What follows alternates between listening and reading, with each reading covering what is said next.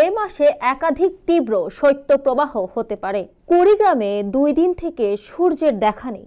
ঘন কুয়াশায় হেডলাইট জ্বালিয়ে চলছে যানবাহনগুলো।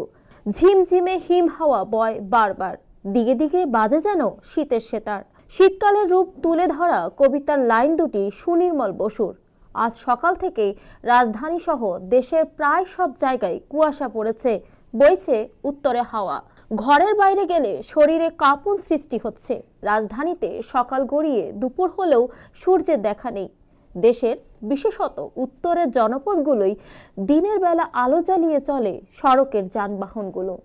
এবছর ডিসেম্বর মাসেও শীতের প্রকোপ তেমন বেশি দেখা যায়নি।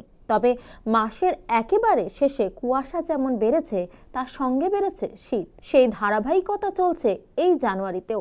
আবহাওয়া অফিস বলছে, ডিসেম্বরে তাপমাত্রা স্বাভাবিকের চেয়ে বেশি থাকলেও এ মাসে শীত জাঁকিয়ে বসতে পারে, হতে পারে একাধিক তীব্র শৈত্যপ্রবাহ।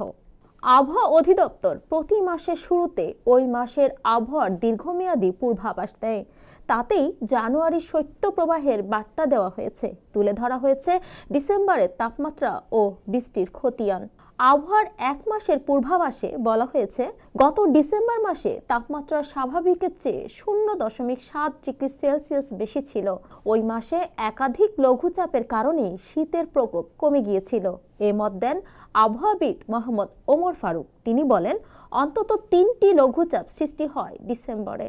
এখন আবহাওয়া অধিদপ্তর জানুয়ারির পূর্বাভাসে বলেছে, এ মাসে স্বাভাবিকের চেয়ে কম বৃষ্টি হতে পারে। আবার এই মাসে 1 থেকে 2টি লঘুচাপ সৃষ্টি হতে পারে বঙ্গোপসাগরে। দেশের পশ্চিম, উত্তর ও উত্তর পূর্বাঞ্চলে 2-1টি মাঝারি থেকে তীব্র শৈত্যপ্রবাহ হতে পারে। দেশের অন্যত্র 2 থেকে 3টি মৃদু থেকে মাঝারি ধরনের শৈত্যপ্রবাহ বয়ে যেতে পারে। সর্বনিম্ন তাপমাত্রা 8.1 ডিগ্রি সেলসিয়াস থেকে 10 ডিগ্রি সেলসিয়াস হলে তাকে মৃদু শৈত্যপ্রবাহ বলা হয়। আর এ তাপমাত্রা 6.1 থেকে 8 হলে তা মাঝারি। তাপমাত্রা 4.1 থেকে 6 ডিগ্রি হলে তা তীব্র।